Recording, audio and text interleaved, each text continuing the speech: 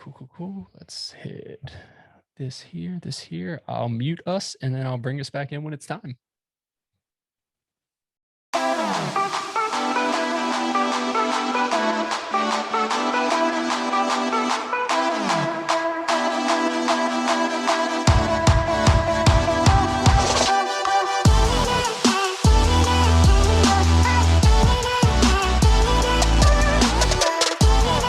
Welcome to Run With Purpose. This is episode number 65. And for those of you that are new to the show, my name is Flores, and I'm so very glad that you found this podcast. Would love if you would subscribe. And as always, you can reach out to me on all of the socials at flores.run. I told you guys a couple weeks ago that we're going to have some great guests coming up in these weeks to come, and today is no exception to that. Today's guest is the founder and executive director of Starts With One Today. They are a nonprofit based out of LA with a vision to change and impact lives, and they're just doing amazing work. I came across them on Instagram, instantly resonated with their mission, and I just absolutely had to learn more. So Victoria, thanks for being on the show today. Thank you so much for having me. I'm really excited. Yeah, I think it's going to be a great conversation. But before we get started and kind of talking about everything here, how about you let the listeners know a little bit about yourself and kind of how you started with this organization you founded? Yeah, so my name is Victoriah Beck. I'm from Denmark, born and raised in Denmark. I moved here to LA about 10, 11 years ago, right after high school. I moved here because I grew up in entertainment and I did music, dancing, singing, all of it. And that's the reason why I moved here. I turned down a record deal with one of the major labels to move here instead and pursue my career out here. I had a very near death experience in 2016. I was in the hospital with a deadly facial infection. I lost my hearing and my vision temporarily. I had emergency surgery. My whole face got cut open, and I ended up being in the hospital unconscious for about 2 weeks. And then I was sick for about a year and a half, 2 years, like very sick at home with a home nurse. And my mom had to move out here to take care of me, and I lost everything. And in that process, that's when I decided to dedicate my life to giving back, because I had nothing at that time. I got kicked out of all my banks, lost all my credit cards, lost my cars, lost my offices in Beverly Hills. My credit score went from 746 to 358, and I was almost $1 million in medical debt, and I really didn't have anything. So I just decided to, really tap into what my purpose is. I started my nonprofit, Starts With One Today. We started with a preschool in Skid Row, which is one of the largest homeless population areas in the country. So I started with a preschool, and then it developed into a youth and teen program. So I ended up having 148 kids, and I would take them out on the weekends, to my house we had a Christmas party at my house. We did Easter egg hunts, pool parties, barbecues, take them to Cheesecake Factory, or, just give them a regular experience on the weekends, because they still had to go back to regular schools on Monday. So I wanted them to have something else to share than just sitting at a shelter all weekend. And then I started collaborating with other organizations for more of the adult population in Skid Row.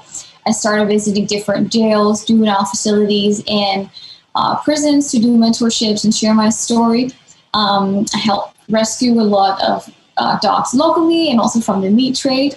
And then last year, I started Sundays in Skid Row with a partner named Jonathan from Angelic Beans. And we now feed 200 to 500 people every Sunday. We clothe them as well, have hygiene products for them. And we have contracts with Whole Foods and Trader Joe's and different vegan restaurants to provide them with quality foods every week. And a month and a half ago, we just opened up our first transitional home, so we can kind of be more of a long-term solution rather than just, feeding an immediate need, because everyone's going to be hungry again for dinner. Right. So we really want to give people more than just a plate of food, because that's so quote unquote easy, but really help people long-term.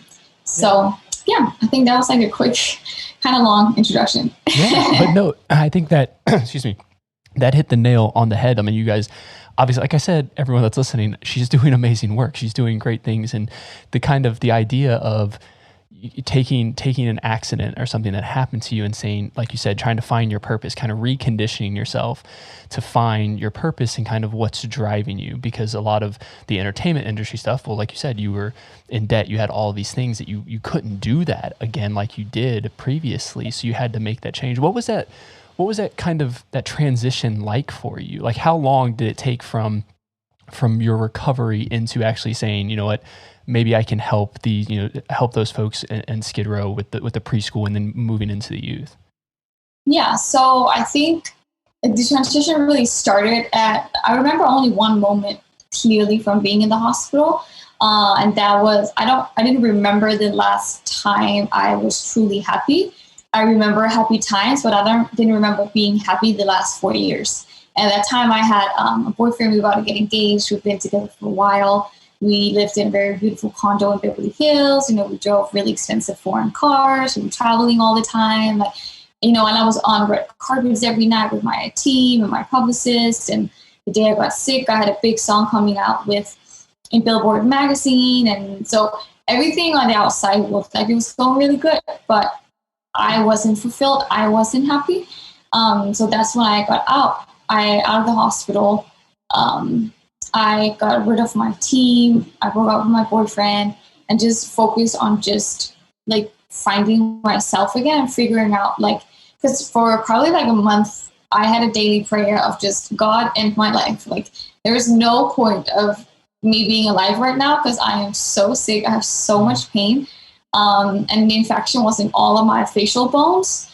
And I was on 9 different opiates every 20 minutes, 12 different antibiotics, had a PICC line so I could shoot myself up because all my veins were completely just tore apart from having IVs and stuff. So there wasn't really a lot of hope for me at the moment, I thought. And then I was like, wait a minute, like, for me to be here still, like, there has to be a bigger purpose with what I'm doing and why I'm here.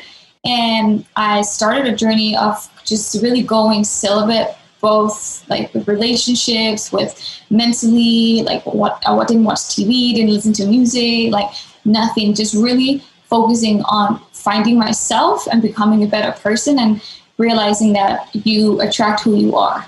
So if I had a common denominator, all my relationships, and I don't like my relationships, so maybe I should start with myself.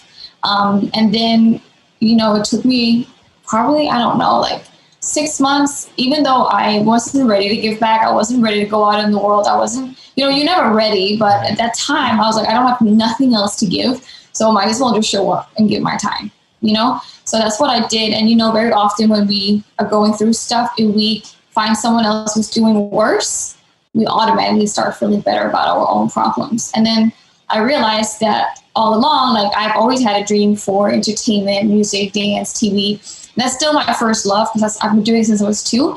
But I had to come to terms with the fact that God, the higher power, who I believe in, had a much bigger purpose. Like, my dreams wasn't even big enough. Like, he had a way bigger purpose, and this is why I'm supposed to be in LA. So it was like a tough pill to swallow at first because, everyone back home is going to be like, oh, she didn't make it in Hollywood. Look at her now.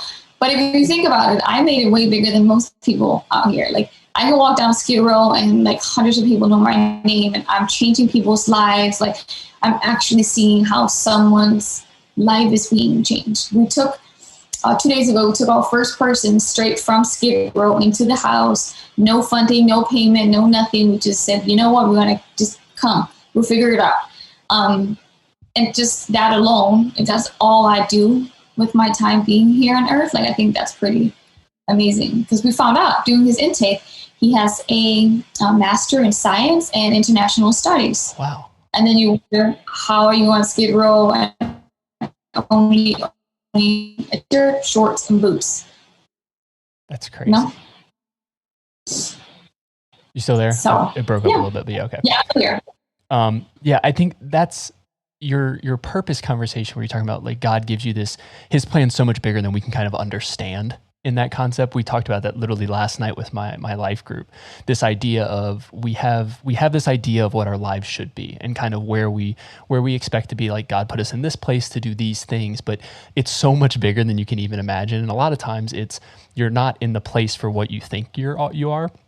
Like you said, you went to Hollywood to pursue that entertainment career, and then found out that this is actually your calling, and you're making a much greater impact, I would say, for generations to come, to be able, especially like you said, you started with preschool, then went to youth services, and then worked with adults, and now this transitional home, like trying to be that full big picture, because that's kind of our issue with Hangry sometimes is, we don't want there to be hungry people. Like, that's the whole purpose of it. But unfortunately, just the way the system is set up, that's not going to be the case. So we're going to try to do everything we can to supply everybody they can with the food they need.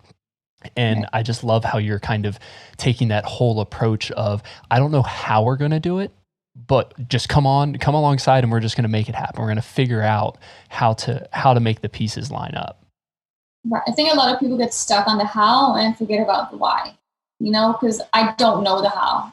I leave that to God. I have to have faith, because at the time when I was sick, I didn't have nothing else but to have faith. I didn't have any other choice. And I kind of had to come to terms with, when I just worry about the why, it usually works out much better, because I can't figure out the how. Like, what I'm doing right now is really difficult. I don't know how I'm doing it. I don't have the answers to these things, and again, I only have a high school education. Like, I'm just figuring it out, really, and I might not be the most qualified person for it, but I'm doing it, and I'm not giving up. And, God uses usually unqualified people, because those are the ones that have the best stories, have the best testimonial, people can relate to. So I always worry about, focus on the why and not worry about the how. Yeah, our pastor says all the time, God doesn't call the qualified, he qualifies the called. And that's exactly the mentality there is, whatever you need me to do, God, let's do it. Let's figure out what's happening. Because that's just awesome. Just everything you're talking about there, the whole full process and stuff like that, helping that community. Now, specifically with Skid Row, was there something that guided you towards that area, or just you knew that was where the largest need was, and that's kind of where you wanted to start? So with Skid Row specifically, the reason why I'm in Skid Row is because my own dad spent most of his life in Skid Row overseas. 2.5 years ago, he passed away from a heroin addiction. So that's why all our services always starts with me saying, remember, everybody is somebody. These people are someone's father, someone's son, someone's daughter, mother, cousin. Every single person we are serving, someone loves them. Whenever we serve, that could be my dad. Just remember that we also have grace, have kindness, we have respect, even when they aren't respectful. But that's why, the main reason why I'm in Skid Row is because it's my way. Because when you have a family member who is an addict, you have to have boundaries. I couldn't, unfortunately, his addiction dictated how I could love him, and unfortunately, that was from afar. He couldn't be my life. He wasn't capable. It just wasn't possible. So this is my way of giving back to him and helping him. Yeah, that's awesome. With the partnerships and stuff, tell a little bit more maybe about your Sunday stuff. I've been seeing that on Instagram, and it's amazing. I watched the video of the lady, I think it was just the other day, you were posting of lady dancing, and the video of that was so cool. But maybe share a little bit more about kind of what you're doing there, feeding those 200 to 500. Yeah, so every Sunday we line up. So we start Friday. Friday morning, we do our first pickup. Jonathan and I, my partner, we do our first pickup at around 7 a.m. Then we have our vegan stops pickup. It's our hot plates. Then we have another pickup at Friday night. Then we do it one more time Saturday in the morning. And then Sunday we have 2 pickups in the morning, and then we drive to Skid Row. And then we sit up and we really try to make it as we organize all the food. All the food is if there's anything that's bad, we wash it or clean it up. We just want it to be, again, with respect, that we're serving people and not just putting stuff in a bag and being here's your stuff, we get moved. And we're very much. Like we want to talk to people. Like I know people's names. I always ask people, what's your name? Or, oh, did you go get your ID last week? How you said you were going to go do that? Or did you do this? Or, like remember what they are telling us and just making people feel seen and heard. I try to remember. I know so many people's shoe sizes, clothes sizes, pants sizes. Like, so if I have something donated, I'd be like, oh, these shoes would be perfect for Victor. He's a size 9. Like, let's put them aside. And this last weekend, what you're referring to, the lady in her dress, it was a lady who comes almost every Sunday. And we had another organization out that was giving out with us that Sunday. And one of the ladies from their organization, she's super like hands-on. She's very like, oh, I think this outfit will look good for you. She put together a whole outfit for people and like just very one-on-one. And she found this beautiful dress for this woman, and she, left and everything was cool. And then she come running back. She went into her tent, put on her new pink dress. She came running back. She was like, hey, look at me, and just felt so good. And she was like, hey, Victoria, look at me, just overall just feeling good. And that's really like why we do what we do. Those little moments makes it all worth it.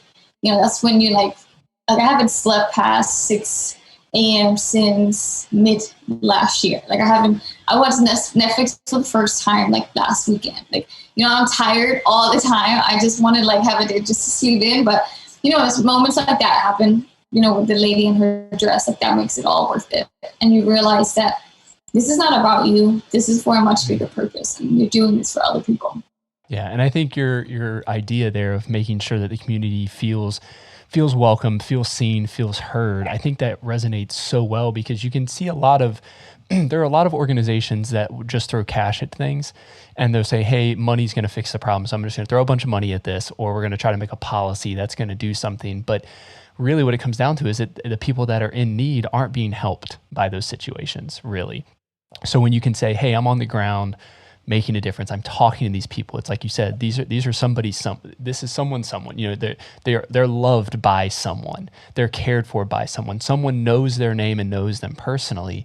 And for you to kind of come alongside of that, and then the team that you have, like the volunteers and stuff, are those just recurring people, or do you have kind of just like a sign up here and we're going to be serving for these many hours or whatever? So when we started in December of last year, we had 5 volunteers, including myself, my partner, and my mom. So we really wasn't like anybody there. And then we just started posting, on social media. And I do also have a social media agency. So I do branding and directing for 12 different brands. So I do know how to market it on social media. So I kind of like implemented that. And I was really just, big on capturing how like authentic and just how like loving the atmosphere is.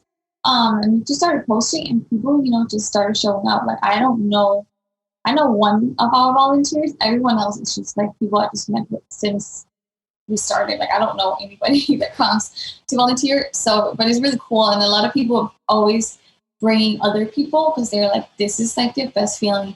This feels like you're going to church on a Sunday, because we'll be playing gospel music or old school gospel, or like we just always play like really like good music, and and people just really are just like, this is so incredible, and then they want to bring people. So we just put the flyer up and just pray that God make sure someone sees that flyer and decides to show up at 8:30 on a Sunday morning.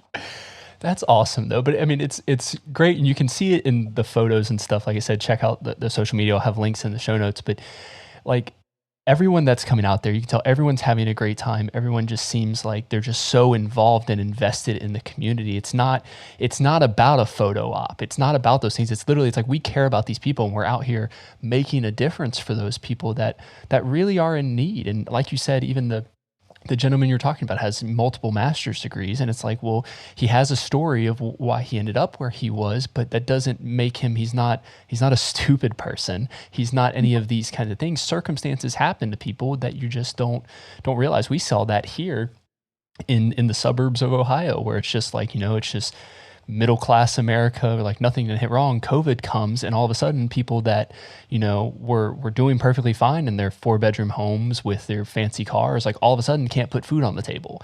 And it's like, yeah, people are so close to this kind of situation where, you can't, I hate when people kind of look down on it. And it's like, you don't realize like how easy it is to get into a situation like that. And unfortunately, the way the system is set up, it's hard to get out of that situation. And that's why you have organizations like yourself to be able to be like, not only provide those needs, because the need obviously is we need to make sure they get fed and they have meals and stuff like that. But like you said, is in the evening, they're going to be hungry again, or they need a place to stay, or they just need an opportunity. And you guys are kind of just doing that. So that's just awesome. What would Thank you. Yeah. I mean, I think forget that it just takes one wrong decision and you're down there. Like no one grew up thinking, I want to be Skid Row. And like you have to remember, like everyone you meet are homeless, they were once just like you. Mm-hmm. Yeah, and like you said, it can take one decision, and a lot of times, unfortunately, it may not be a decision you made. It may be a decision, something that happened to you.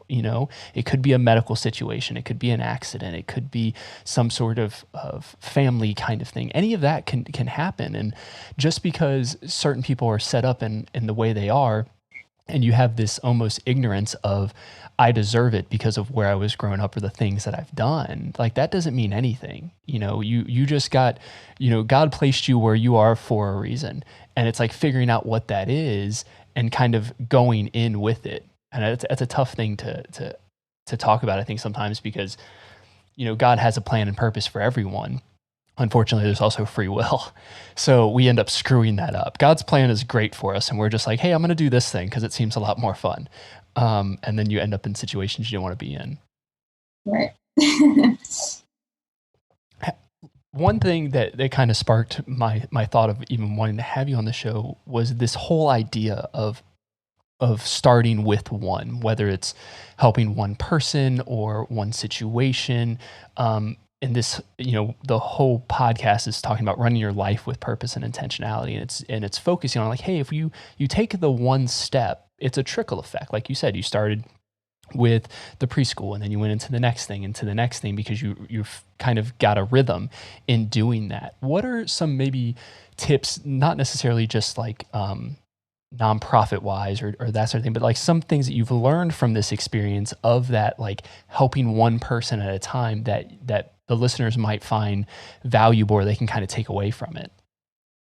Yeah. So I think very often we get overwhelmed with whatever issues we're about to attack, or overwhelmed with how many homeless people there are, or, the world's such a bad place. Like, people be like, I can't do anything, but forget that if you just do your part, you gotta, like, you know what I mean? Like, it doesn't take much. You can just feed one person today. You can just say hi to one person today. You can just, it starts with one smile, one hi, one meal, one person. Like, and if we get stuck in thinking, people always say, why don't anyone do anything about that? Well, why don't you do anything about it?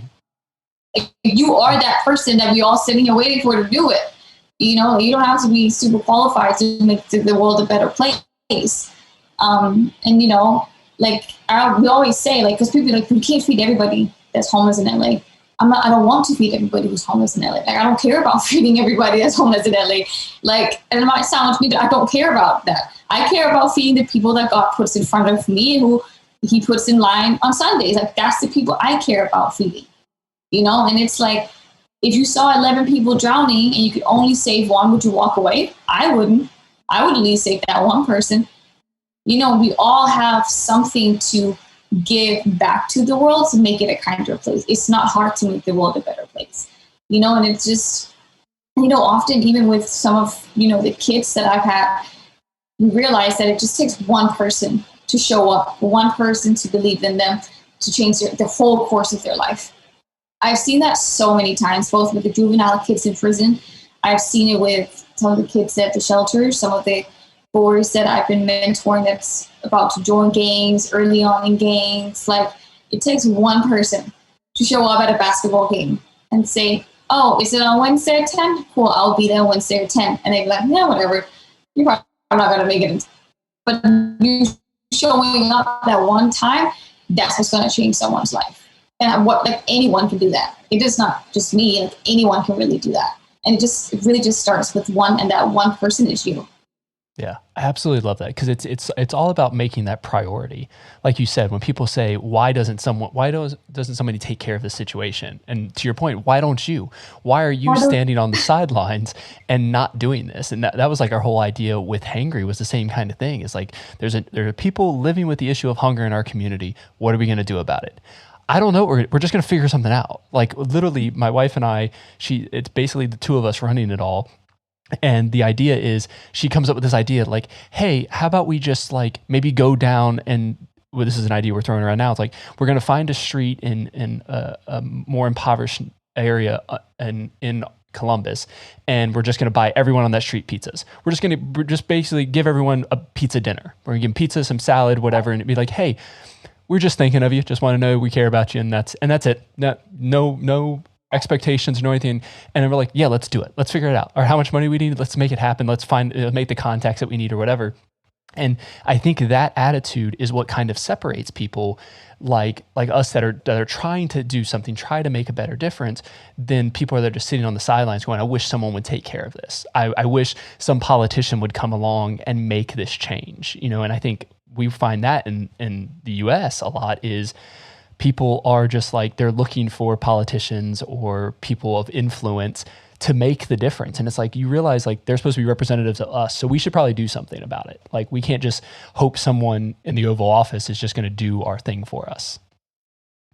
Right. That's why even in the whole election and like, obviously I can't even vote because I'm not from here, but I was like, I don't really care. Like obviously vote because you can, because you should vote. But at the end of the day, who changes the world is you. Yeah. You know what I mean? Like you are the one that's going to change the world, not anyone else. And I think people forget also like the urgency that they have to change the world. Like you were supposed to leave the world a lot better than when you came into it. And it's our responsibility to do it, not anyone else. Yeah. And when you kind of put that focus on someone else, you're like, hey, you should be doing something. You should be doing something. It's like, well, what are you doing? You really should take a look in the mirror at it and just say, you need to worry about what you're doing. How many problems would just be so much better if you just worried about what you were doing and not what other people were doing? Right, exactly. And it's like, just in my Bible study group yesterday that I meet, one girl was like, saw this video and she was like, it clicked. So it was like, this little girl just said, worry about yourself. She's like, that's really the solution to everything in the world. Worry about yourself.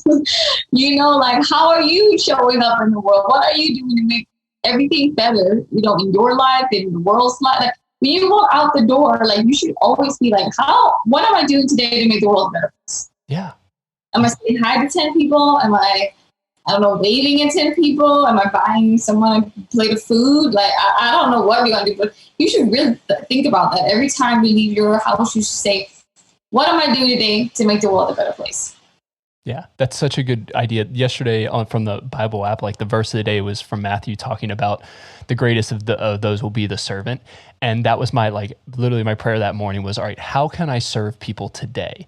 I'm not going to think of how can I do it long term, like through this week, through this month. Today, what can I do today to make a difference in someone's life? Even if that's literally just helping somebody with a question at work. Someone has a question, I'm able to take some time out of my day and say, hey, how can I help you with this? Or is it simple as doing the dishes so my wife comes home to a clean house? Or something like little things like that you don't realize you kind of build this momentum. We're like, okay, I'm serving people, and realizing you're taking it away from you so you can give to other people. And that's really the whole thing. Yeah.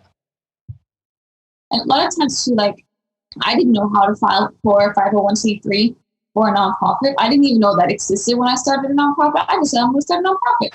And then I started a nonprofit. And I was like, I got to file for that paperwork. Oh, great. How do I file for that paperwork? Let me Google it, But I think people get stuck in trying to figure it out, and then they forget that people's lives are on the line. While you are stuck at home trying to figure it out, someone goes hungry.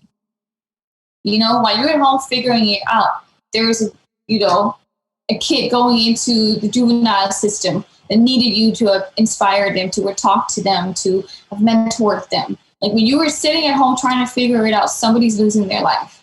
And that's the mentality you need to have.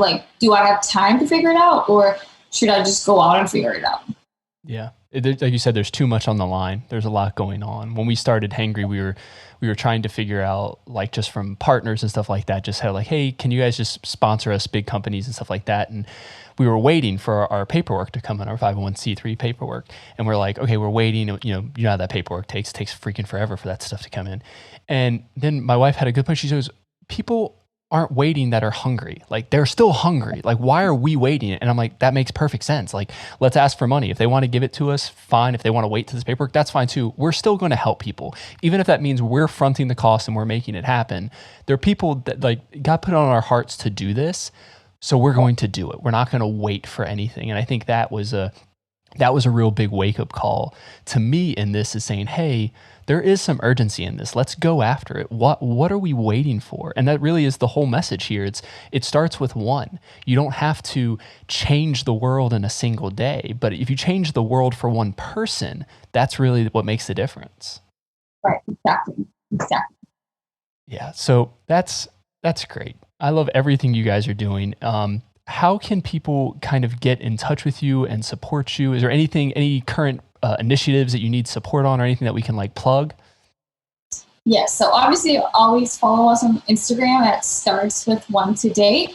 And also FAP Academy, Find Your Purpose Academy. That's our transitional housing. Right now we are urgently needing funds for our housing because, we just took someone in for free. So we need to, pay for him to get glasses because he can't see. He needs to get, all his paperwork in order. He lost his ID, so we need to figure out how to get his birth certificate. And all this stuff costs money. So we really, really need to raise funds for the housing part of our whole nonprofit. So that's like the number one thing that we need right now, to raise money, because there's so many little things that cost money. Like we have to, out of our own pocket, pay for him to go to the doctor to get his eyes checked and get him glasses. No one is funding that. So little things like that, that's what we need money for. 100%. Understand. And we'll have all of those links in the show notes so you guys can donate money. And either Kayla and I are obviously going to be donating to them. I just wanted to find out. I'll talk to you, see what you guys kind of really need. We'll make it happen. But want to support you guys because you're doing amazing work out there. And I hope when I make it out to LA next year, I will find you guys and I will be volunteering with you on a Sunday. Whenever I'm there, I will make sure I'm there on a Sunday so I can support you guys and just everything you're doing. But thanks for being on the show today. Thank you so much for having me. I love everything you're doing. I love the whole hangry everywhere. I love it. It's like self-promotion crazy. I was just like, I'm going to wear it every single episode until people see it. Right. I usually always wear mine. This is actually my partner's new line, angelic beans, that I'm wearing. So I was like, I'm going to support him today. There you go. But I usually always wear starts with one today. Yeah, I've got like 2 hats down here. I've got a sweatshirt on the other side. I'm like, which one am I wearing? Just got to grab the one, and that's what's going to happen. Right. But yeah, so that's how you do it. Yeah, you make sure you follow them on social media, everything that's going on. Let's wrap up this episode. Like I said, I'll have it all in the show notes so you can check out everything they're doing. Make sure you leave some support for them, follow them, share them, let people know if you're in the LA area. There's no reason why you're not volunteering. That's period. You need to be there. Victoria is expecting you. I'm going to write down every single one of your names, and we're going to send the list to her, and she's going to chase you guys down. But you can follow me on all the socials at flores.run. Subscribe, leave a review for the podcast. You guys know the drill. Website, www.flores.run. Hangry gear, wearehangry.com. You can buy some gear there. We've got some upcoming events, our virtual race. There's just a lot going on. What else is there? Yeah, so we have the race. We have some volunteer opportunities in Columbus, but we're working out some additional things across the country. So make sure you stay tuned for that. But yeah, thanks so much for joining me on the show today. Remember to keep running with purpose, one step at a time. We'll see you guys next week. Bye.